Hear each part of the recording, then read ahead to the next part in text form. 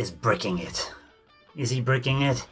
Well, the internet's melted down once again, and so have the forums in certain circumstances, because the next DLC character for Super Smash Bros. Ultimate got announced in a 3-minute broadcast, which was brought a smile to my face, to be honest. I did say I've played a lot of Minecraft in the past, so this wasn't a surprise. It's kind of like, yeah, Steve, well, what's everyone complaining about? And then that was the brief presentation, of course. And then on yesterday for us per year, Mr. Sakurai himself had a Mr. Sakurai Presents Steve and Alex, held on October the 3rd, and it was a 45-minute introduction into everything that we're going to be seeing from this DLC character. First impressions, Nick. I love a good Smash reveal trailer. I think they're the best things in gaming at the moment. Every time a new character is revealed in Smash, and this was no exception. I thought it was a really well done trailer. I loved like when Mario was in the dark room. See, it didn't click for me at all. And I was watching it originally. I was watching it with the sound very low, so I couldn't hear the Minecraft noises that were obvious tells that it was Steve. And yeah, when when the light came out and it was just Steve's face, I was like, wow, they've done it again. So yeah, I was really pleased with the reveal trailer, and it was it was like an audible sort of wow from me. So yeah, good job. Same here. They did a good job. And if you watch back the trailer as well, as Mario's crashing through the blocks, you can see the kind of square blocky, blocks all down the side. It's like, oh, how did I miss that the first time? Yeah. It wasn't until Steve appeared. How about you, Sam? What did you think of the reveal? Yeah, it was a really well put together reveal, and I thought after the initial reaction, it was like, what? It's Steve from Minecraft? After I'd seen the video that Sakurai did yesterday, I thought he put on another really good showing from his home, and he really showed off how well everything had been implemented. I mean, seeing it now, Minecraft is probably getting the best representation it will ever have in a video game outside of the game itself. They put in a lot of effort here, and it really speaks volumes about the Smash development team. When they can take a video game series and make you want to play as a character from another series in Smash, more than playing, the game from the respective series. Well, for me, obviously for something such as Minecraft, that's easily done if you're not too fussed about the main game. But even with the characters from like Min from ARMS, I'd much rather play as that character in Smash rather than the original game, because ARMS is a great game, but I think Min works a lot better as a character. Same for Joker from Persona 5, although I've yet to play that game to its full potential. But I just wanted to take a moment to appreciate the amount of effort which goes into DLC. Regardless of whether it's for a character which each of us invested in, the attention to detail is still nothing short of impressive. And we are going to go through that detail now. Yeah, we will go through the detail. And apparently, the Daniel Kaplan, who is one of the former Mojang Studio business developer, he said that it was Nintendo who approached Mojang to get Steve, or at least Minecraft representation in Smash Brothers, at least 5 years ago. Yes, it hasn't been developed for 5 years, but that's amazing. They're that forward thinking. So I'm guessing that was probably Smash Brothers for Wii U and 3DS then, wasn't it? Yeah, when they were doing DLC for that, because that's what 2015. I think that came out in 14. Oh, I could be wrong. I think it was 14 that came out, or early 15. So maybe they were trying to get Steve as DLC for that game. But it kind of throws the other three characters a bit wide open now, doesn't it? Because Banjo-Kazooie has some connection to Nintendo. I think Persona as well, because it's on the DS, isn't it? Persona series is on the DS with Joker and Bayonetta. I mean, they've all appeared on Nintendo consoles before. And I know Minecraft has as well, but it's just... the Switch is not the first thing you think of when you think of Minecraft. Not even close, I would say. So I think it's mostly played on PC or on phones and tablets. Yeah. So Yeah.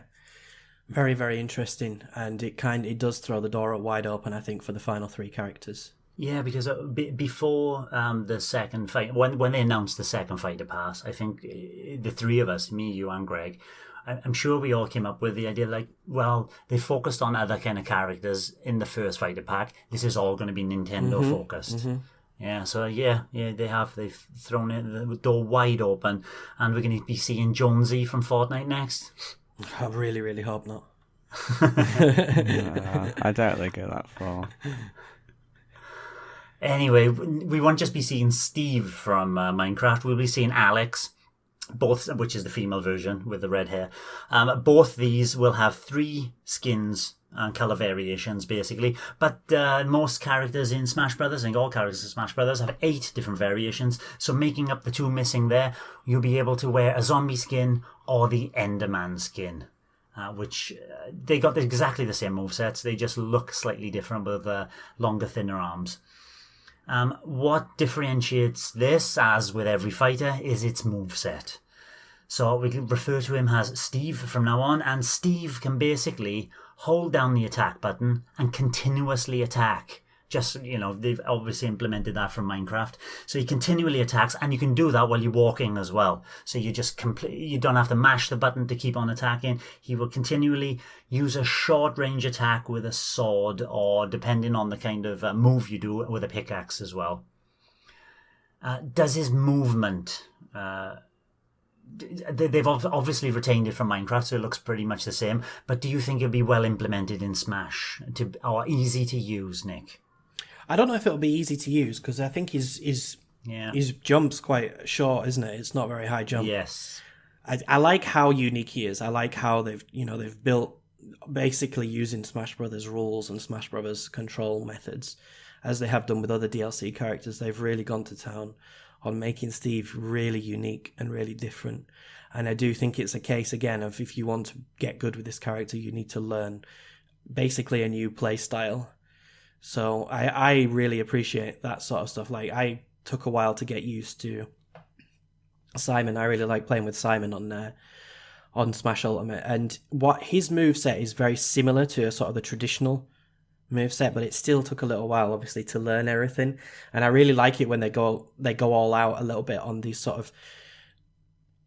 It is the classic Smash, like, attacks and stuff like that, and moveset, but there's always some caveats built into it where you can do something much better than other characters, but that's at the expense of something that becomes much worse. So Steve, obviously, his jump is pretty bad in this game, but in other areas he's going to be a lot stronger, which I think is pretty cool. And I'm looking forward to giving him a go eventually. Yeah, me too. I don't know if it's enough for me to purchase the Volume 2 pack yet, but maybe in the future. I haven't bought it yet either, but I might wait for the third one. Unless there's a lot of positivity after this one releases, then I might jump in. A lot of it, Sam, his moves, and I'll quickly mention them. They remind me a bit of the Villager as well. They're kind of things that you set up with foresight in advance. You grow a tree, then you chop it down to attack someone, and it's kind of this offsetting certain things. So, for example, Steve can mine.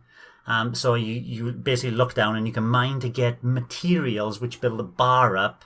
Where the I'm trying to think of the character now, the hero or something, his energy bar at the bottom would be exactly the same place. So you can get different materials, and using those different materials, then you can craft weapons which can break, just like in Minecraft.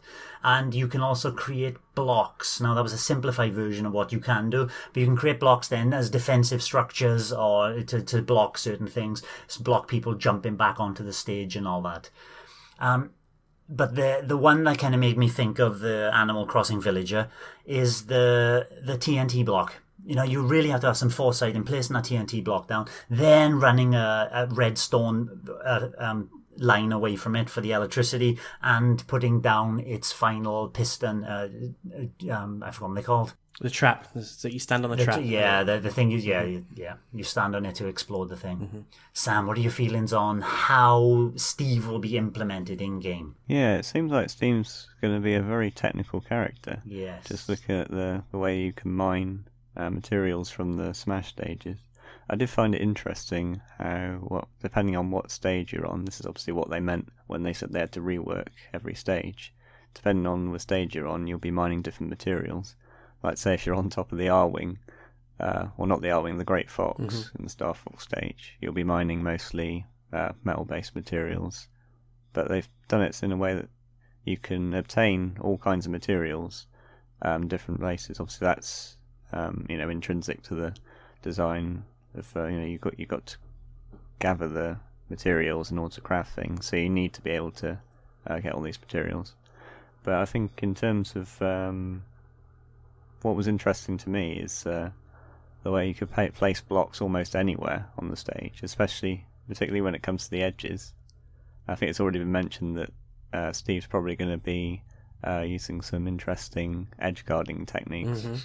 So I can now kind of see how maybe you could block someone off. If someone got really skilled as Steve, they could block someone off, knock them back, and then maybe if they were quick enough, place a TNT block at the edge of the stage, and then if they're at high enough damage, that would probably finish off almost any player. If they were within range, it would take someone, again, very skilled to be able to dodge that. So I think it's definitely interesting from a gameplay perspective.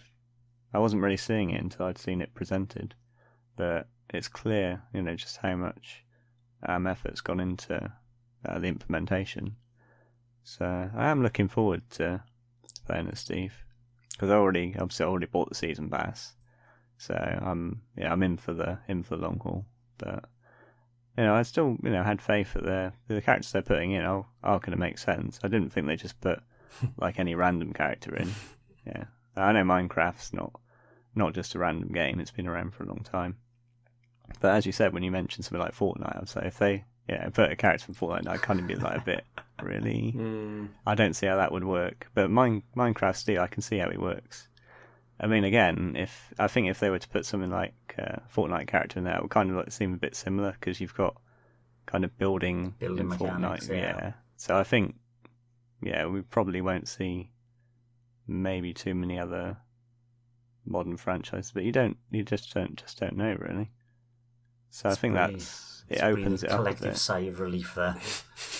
But no, I am looking forward to playing as Steve. I think it'll be an interesting first evening when on the N-E forums, when we set it up on the Thursday of that week. So I believe it's released on a Tuesday, October the 13th. Yes. Yeah. So that week will probably be after Mario Kart though. Thursday at 9, isn't it? I would imagine it'd be on the Thursday. Yeah, that'll probably be when the first session is. There we are, listeners. Get on there, get your Steves out and start building. Yeah, it is usually great fun, especially if you haven't played as the character before, and you just go into it straight. You just go into it blind, straight into it without even messing with the character offline. Even though you're tempted to, play as the character, I find that it's much better if you've got a community you can play with. Yeah, if you can just go straight in and you all have the same experience of playing as that character on kind of like we did with Byleth. I remember the night where everybody started using Byleth, and it was just absolute chaos. Our fond memories. It was so much fun that evening. Yeah, it was good. Yeah, it was. I mean, I've never seen it. When it comes to Byleth, I've never seen a character reveal like that. No one knew what to expect, and then everyone was just kind of like launching each other off the stage. It was great fun. So hopefully looking forward to similar antics in was it just over a week or so? Yeah, very little over a week, but especially by the time this podcast goes out, it'll be a week. What do we think about the final smash there? The House of Boom, Nick. Well, it's pretty standard, isn't it? I suppose final smash. Yeah. There's nothing sort of overly unique about it, I would say, compared to other characters. It's kind of standard, but overall, I think it's a really good addition. And I'm kind of keen. I haven't bought the DLC yet. I jumped in to the last one. I can't remember if it was Terry the fourth one last time, or was Terry the third? I can't Good remember. question. Banjo was the third, and Terry was the fourth, as far as I remember. Could be the other way around, but I jumped in after the reveal of the fourth character. This time I maybe will get it a little bit quicker. And just, the amount of effort and detail and energy that's gone into it is really impressive. I really enjoyed watching that video yesterday by Sakurai, and I like him explaining everything and explaining why they made certain decisions and stuff like that. I think it's really, really interesting, and I'd love to see more of this from other developers about their games. I know Smash Brothers is kind of special, and Sakurai is kind of revered as kind of a special sort of guy, but every time there's a new character reveal, it is just nice to sit down with him for 40 minutes and listen to him justify and explain all the choices and decisions that he's made, and obviously watch him play at the same time, which two controllers controlling two characters at the same time. What great. A man. So I think my initial reaction to the DLC price for both of them was that this is a little bit too expensive. You're getting 70 characters in the main game. Asking us to pay 25 quid for 5 more is a little bit pricey. But having seen Steve now and the amount of effort and energy that's gone into it, and the fact they've had to rework so many things in other levels as well, I think it justifies the asking price a little bit. I mean, it really is a completely new experience. So yeah, I will get this eventually. I'm just not sure when. And just like all the other additional fighters, we'll have obviously the new stage, which is based upon Minecraft, which looks quite nice. 6 different destructible areas, basically, which will change randomly when you load that level up. You'll get a different one. There's ice biomes, all different biomes from Minecraft, and it'll have a day-night cycle as well. So nothing to affect the fighting on stage, but the background will change, of course, and zombies and skeletons will come out. Music, though, he did potentially say that we're looking for more rocky music because this is a fighting game, something a bit more upbeat, so we've taken songs and remixes from Minecraft Dungeons and Minecraft Earth, nothing from the original one because that was too relaxing. And so the last things to talk about would be the Mii Fighter costumes and the new amiibo figures. Any of those Mii Fighter costumes stand out to you, Nick? Yeah. I mean, I wouldn't buy any of these. There's nothing I would say that's really as good as Sans or as Cuphead. I'm kind of disappointed that we got Travis Touchdown as a costume, because that basically means that he's not going to be one of the final 3 characters, unless this is sort of a ruse to make us think that he's not coming. And then the final 5th character will launch on the same day as No More Heroes 3 and be Travis Touchdown. But no, I think that signifies that he's not coming. But nah, the costumes, no, I wouldn't get any of the Minecraft ones. I haven't heard of the game that was the other character was from. The Tower of Druaga Gil, and it's a Namco. It's an old Namco band, I think. It's Bandai Namco. What was the other one? Bomberman, wasn't it? Was the other one? Bomberman, yeah, he looked good though because he had a proper costume, just like Cuphead, those kind of additions and Sans. Yeah, it was a proper crafted outfit. And the amiibos, no, I'm afraid I'm not interested in them. I'm done with them. Not even the Banjo-Kazooie? No. Maybe one day if I find it like second-hand in good condition, I'd pick it up, but it's not anything I'm going to be rushing to get. I've got about 25 of the Smash collection, a couple of the Mario Party ones, and I got them all for under $5 second-hand on CEX website, Computer Exchange, whatever it's called now, webuy.com, whatever it is. So I've not paid much for any of them. I've barely bought any new. It's all just been to sort of have them on display, the ones that I like, rather than actually collecting the full collection. So one of the last points that Masahiro Sakurai said was that he has started Sora Company up as a company, not as a company to make games, but to as a company to interact with other companies. And he said he must get so many requests. He said, "I'm not hiring. Thank you very much. I'm not interested. I'm a busy enough man. Please don't send me requests." And the last look we had was with Kirby. I don't know if you've seen Kirby once he's ingested Steve.